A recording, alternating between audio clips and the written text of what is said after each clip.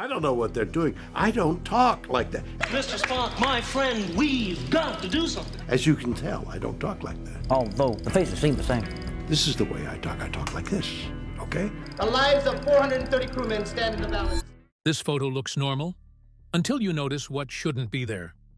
Fans have gone back frame by frame, and what they found raises questions. Was it a mistake or something hiding in plain sight? If you've ever watched Star Trek, the original series, closely, you already know this show wasn't perfect. But some moments go beyond simple errors. From missed lines to strange on-set tricks, these bloopers reveal details most people never noticed. 20. William Shatner forgot his lines often. William Shatner carried the weight of the show on his shoulders, but even a lead actor can struggle when the lines stop sounding like real speech. Many of his scenes were filled with long, technical dialogue that didn't flow naturally. Words about space, science, and unfamiliar concepts had to be delivered clearly and with confidence. That sounds simple on paper, but in practice, it created a real challenge. Memorizing those lines was one thing. Saying them out loud without hesitation was another. And when the rhythm felt off, it showed. Because of that, several scenes needed more than one take. Sometimes it wasn't just 1 or 2 extra tries. The crew had to reset, the cameras had to roll again, and the timing of the entire shoot would shift. Each delay added pressure, not just on Shatner, but on everyone working around him. You can imagine the tension building as the same scene repeated over and over, trying to get it just right. The most difficult moments often came during the captain's log recordings. These scenes required him to speak directly, with authority, and carry heavy exposition at the same time. There was no action to hide behind, no movement to distract the viewer. It was just him, the words, and the expectation to make it all sound believable. And sometimes, that pressure led to slips that made it into the final cut. It might seem like simple mistakes, but what shows up next wasn't supposed to be difficult at all. 19. Leonard Nimoy had trouble with the Vulcan salute. The Vulcan salute appears effortless today, but was challenging for Leonard Nimoy during its initial presentation. The process of creating the gesture required him to separate his fingers into an exact distance, which proved difficult for him to achieve. The hand movement required him to maintain a precise shape, which became more challenging when he needed to keep it still for filming purposes. The television show developed an iconic hand gesture, which began as a minor physical battle that most viewers remained unaware of. Nimoy needed to practice the movement multiple times outside of view because his fingers required training to maintain their position without any movement. The results of their collaboration proved useful to us, but they achieved exceptional results. The essential parts of some initial scenes required crew members to perform their duties as emergency assistants. The gesture required actors to use supports that maintained their posture until they finished filming their last scene. Viewers who examine particular episodes closely enough will discover minor discrepancies hidden throughout the show. The hand angle moves while the fingers remain attached, and the performer displays an unnatural stance. The important elements that create trademark recognition first appear to viewers through basic visual elements, which viewers can easily overlook. 18. The sets were shaken by hand. When the Enterprise looked like it was under attack, the danger felt real. Consoles rattled, crew members stumbled, and objects flew just enough to sell the impact. But none of that came from advanced effects. There were no digital tools, no hidden systems doing the work. It was all created by people, right there on set, using simple methods that depended on timing and coordination. Crew members stood just out of frame, waiting for their cue. At the exact moment, they would shake parts of the set, pull wires, or toss lightweight props into motion. It had to be quick and controlled, but it also needed to look sudden and unpredictable. If the movement looked too smooth, it would feel fake. So they leaned into a kind of controlled chaos, giving each shake a rough, uneven energy that matched the tension of the scene. From the actors' side, it wasn't easy either. They had to react as if the ship was truly in danger, keeping their balance while everything around them shifted. Sometimes the timing was slightly off, or an object moved in a way that wasn't planned.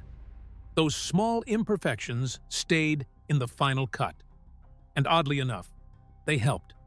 That mix of effort and unpredictability gave the scenes a sense of urgency that still holds up, even when you know how it was done.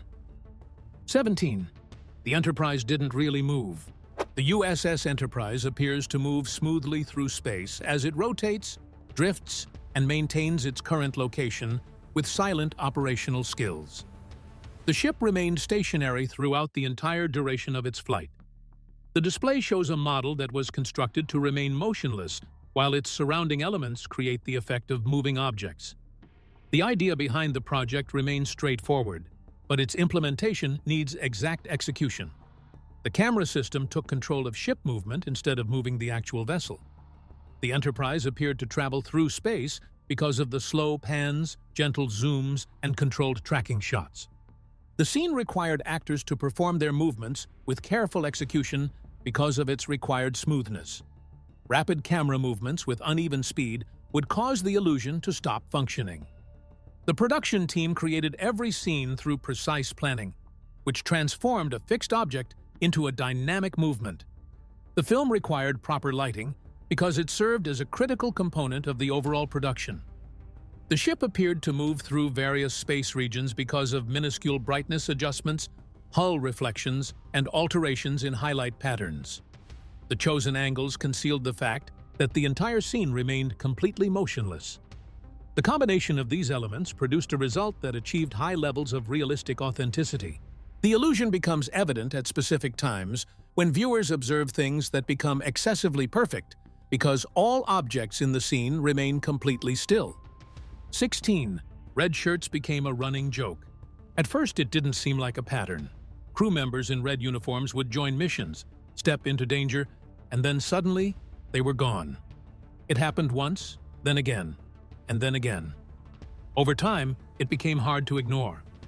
If a character walked in wearing a red shirt and you hadn't seen them before, the outcome started to feel predictable. The pattern wasn't planned as a joke, but it quickly turned into one. Writers needed a way to show real danger without losing the main characters. So the risk often fell on unnamed crew members, many of whom happened to wear red. It made sense during production. It kept the story moving and raised the stakes without affecting the core cast. But for viewers paying close attention, the repetition stood out. It created a strange kind of tension, where the uniform itself felt like a warning. Fans began to notice and talk about it. The idea spread, and soon it became part of how people watched the show. A red shirt stepping into a scene could change the mood instantly. What started as a simple storytelling choice became an unintentional trope, one that followed the series long after it ended. And even now, it remains one of the most recognized patterns tied to the show's legacy. 15. George Takei missed episodes. George Takei, who played Sulu, was absent from some episodes, and his absence was sometimes apparent to viewers. Actors during that period usually worked on 2 or more different projects, which created problems for scheduling their work. Takei had to work on another project, which prevented him from appearing in multiple episodes of the series. The initial decision came from an artistic perspective. The situation required them to wait, because they needed to find someone who would be available for work. The writers needed to modify their story progress, because they needed to keep their plot advancing. The story used Sulu's absence as an explanation, because the characters delivered short dialogue that stated that Sulu had to complete his work obligations. The explanations were brief, which created little impact, but dedicated viewers of the show could see the missing portion. The bridge crew lost a familiar member, which caused them to experience a slight change in their operational procedures. The changes created minor disruptions to the established continuity. The other characters needed to assume Sulu's responsibilities during special occasions when he would normally perform his duties. The story maintained its structure, but its overall pace experienced a transformation. The show lost its original crew dynamic, which made every scene seem less authentic to the viewers. The program acquired new patterns over time. 14. The transporter was a budget fix. The transporter looks like a bold piece of future technology, but it started as a simple solution to a problem. Filming full landing scenes for every mission would have taken time, money, and extra sets that the production couldn't afford. Building new environments, staging arrivals, and shooting those sequences again and again would slow everything down. So instead of showing the journey, they decided to skip it entirely. That's where the transporter came in. With a few visual effects, characters could disappear from one place and appear in another. The process looked clean and quick on screen. A soft glow, a shimmer of light, and then they were gone. It replaced entire scenes with just a few seconds of footage. What could have been a complex sequence became something simple and repeatable. At the time, the effect relied on practical tricks. Sparkling particles, layered images, and careful editing created the illusion. It wasn't perfect, but it didn't need to be. The audience understood what was happening, and the story kept moving. Over time, this shortcut became more than just a budget fix. It turned into one of the most recognizable parts of the show. 13. Nichelle Nichols almost left the show. Nichelle Nichols considered quitting the show during its initial stages. The character of Uhura provided her with only limited opportunities, which led her to search for other career options, especially in theater. The decision occurred because they wanted to develop themselves. The decision required her to leave, because she believed she could achieve greater accomplishments. From her point of view, it was a simple career choice. But what she didn't fully see yet was how much her presence mattered beyond the script. A conversation with him changed everything because it made her stop everything she was doing. Martin Luther King Jr. told her that her role was important in a way few others were. He explained that seeing a black woman on screen, not as a stereotype but as a respected officer, meant something powerful. The display showed a future that represented actual equality instead of merely theoretical equality. The moment developed her new way of thinking. She remained with the show because her decision held greater importance than its actual value. Uhura became more than a character. She became a symbol of progress during a time when representation was rare.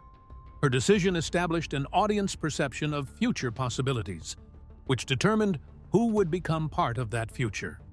12. Kirk's fight scenes were often exaggerated. Captain Kirk didn't just solve problems with words. When things turned physical, his fight scenes took on a style that felt intense, dramatic, and sometimes a bit too exaggerated to be real. The movements were wide, the reactions were strong, and every hit seemed heavier than it should be. It wasn't about strict realism, it was about impact. The goal was to make each moment feel urgent, even if the choreography didn't match how a real fight would unfold. These scenes followed a pattern: a quick standoff, a sudden grab, then a burst of action that felt larger than life. Kirk would lunge, twist, or strike in ways that stood out. Sometimes it looked almost theatrical, like each move was designed to be seen clearly rather than executed naturally. But that approach gave the fights a unique rhythm. They became easy to recognize and hard to forget. Over time, this style became part of Kirk's identity. It set him apart from other characters and added a layer to how audiences saw him. He wasn't just a leader giving orders. He was someone willing to step in and face danger directly.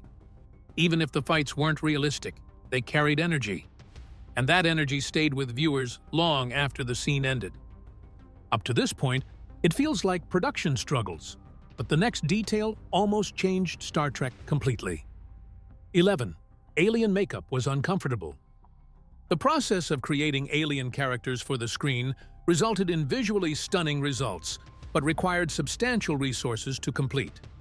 The makeup process required an extended period of time, which brought multiple challenges. The actors needed to remain motionless throughout the entire process, which involved applying multiple prosthetic layers to their facial and bodily regions. The components required actors to wear them because they contained heavy materials that produced inflexible and uncomfortable products. The studio lights emerged immediately after. The lights emitted a combination of bright, intense, and unchanging illumination. The makeup became more challenging to handle under that temperature. The product created a situation that trapped heat, which resulted in skin tightness and skin irritation. Breathing became difficult because of tightness, which made even minor movements seem like hard work. Actors needed to control all their emotions, which turned into challenging work for them. The actors showed how they carried out their work through their discomfort. The performers needed to restrict their facial movements for body movements because they needed to prevent damage to their prosthetic makeup. The makeup needed to be removed at a fast speed because the makeup showed signs of starting to detach from the actor's skin. The timing of the other events needed to stay in sync with the actual schedule. Some alien characters show signs of restricted movement, which manifests as a stiffness that can be seen when someone examines their body movements. 10. Spock was almost replaced. It's hard to imagine Star Trek without Spock, but early on, his place in the show was far from secure. Executives weren't convinced the character would work. His calm tone, emotionless reactions, and distinct appearance stood out in a way that made some people uneasy. At a time when television favored familiar faces and easy connections, Spock felt different. Too different, according to some early opinions behind the scenes. There were real concerns about how audiences would respond. Would viewers connect with someone who rarely showed emotion? Would the pointed ears and unusual mannerisms distract from the story? These questions created doubt during development. For a moment, it seemed possible that the character might be removed or heavily changed before the show even had a chance to prove itself. But that decision never fully took shape. Spock remained, and once the series reached viewers, something unexpected happened. Instead of rejecting the character, audiences became drawn to him. His logic, his restraint, and the contrast he brought to the rest of the crew created a balance that felt new. What was once seen as a risk became one of the show's strongest elements. Looking back, the idea of replacing him now feels almost unthinkable. 9. The show was canceled early. People believe the show achieved constant success through its entire existence, but the reality of its original period proves this belief false. The network experienced difficulties which prevented them from proving that the show should remain on their schedule because the viewership numbers failed to meet their expectations. The show required specific viewership numbers to obtain permanent backing, but its weekly audience failed to reach these crucial thresholds. The committed fan base proved insufficient to sway the final verdict about the show. The show finished after completing its third season. The situation unfolded without any significant lead-up toward a moment which people now recognize as a critical juncture. To many participants, the project felt like yet another television show that failed to achieve success. The production ceased all activities as the story came to an end, and the set fell silent. The situation experienced a transformation when it happened. Reruns began to find new viewers, which resulted in increasing interest. New viewers discovered the show after it originally aired, while previous viewers returned to watch it again. The story began to create deep connections between its concepts, its characters, and the fictional universe. The show started as a brief television program, but it evolved into a permanent series over time. The show maintained its popularity even after its cancellation. The project had just started to show its true nature. 8. The kiss that made history. One moment stood out in a way that went far beyond the story. When Captain Kirk and Uhura shared a kiss on screen, it wasn't just another scene. It carried weight that audiences could feel immediately. At a time when television followed strict limits, showing two people of different races in a romantic moment was rare. For many viewers, it was something they had never seen before on a major show. The scene itself was framed within the episode's plot, but the impact reached outside of it. Some stations were hesitant. There were concerns about how different audiences would react. It was a risk, and everyone involved knew it. But the scene stayed. It aired, and once it did, it became part of television history. What makes the moment even more striking is how natural it feels within the episode. It wasn't presented as a spectacle. It happened as part of the story, which made it more powerful. Over time, that single scene has been revisited again and again. It marked a shift, even if it was small at first. It showed that television could push boundaries and reflect a broader world, and that quiet change left a lasting impression. 7. Sound effects were recycled. The sounds of Star Trek present an initial impression of being different from each other. The phaser produces a loud sound, which is followed by a door that opens with a silent movement. and the ship creates a continuous low sound that travels through space. However, the listener will discover that the same sound pattern keeps playing throughout the track. The same effects appear again and again, sometimes in different scenes, sometimes in completely different episodes. The production team needed to create new sound effects for each moment, which required additional resources than they could provide. The team needed to develop the complete process of recording and editing sound effects before they could start matching effects to specific scenes. The team decided to reuse existing solutions that had proven successful. The audience became accustomed to hearing the sounds that played repeatedly. The audience learned to identify these sounds, although they did not understand the reasons behind their recognition. The audio world maintained its unity through repetitive sounds, which created an unbroken listening experience. The show began as a basic shortcut, which developed into a major influence on its overall atmosphere. The sound remains in your mind after you hear it for the first time. 6. The uniforms were uncomfortable. The uniforms looked sharp on screen. Clean lines, bold colors, a clear sense of rank and role. But what appeared simple and polished came with a trade-off. The materials used were tight and didn't breathe well. Once the actors put them on, there was little room to adjust. The fabric held its shape, but it also held heat, making long hours under studio lights harder than they seemed. During filming, that discomfort became constant. Standing still was one thing, but moving, turning, or reacting in fast scenes made the strain more noticeable. The suits didn't flex easily, so even small actions had to be controlled. If someone bent too quickly or stretched too far, the uniform would pull or shift in a way that wasn't intended. It meant every movement had to be measured. This limitation affected performance in subtle ways. Actors had to stay aware of how they moved, not just for the scene, but to keep the uniform in place. You can sometimes see it in the way they stand or turn, slightly more careful than expected. The design helped define the look of the show, but behind that clean image was a layer of effort that never fully went away. 5. DeForest Kelley improvised lines. DeForest Kelley brought something to Dr. McCoy that wasn't always written on the page. He followed the script guidelines, which he later modified through minor adjustments to his dialogue.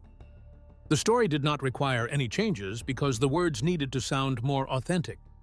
He performed the dialogue by delivering it with natural breaks, altering his vocal delivery, and introducing new words that better matched the scene's requirements.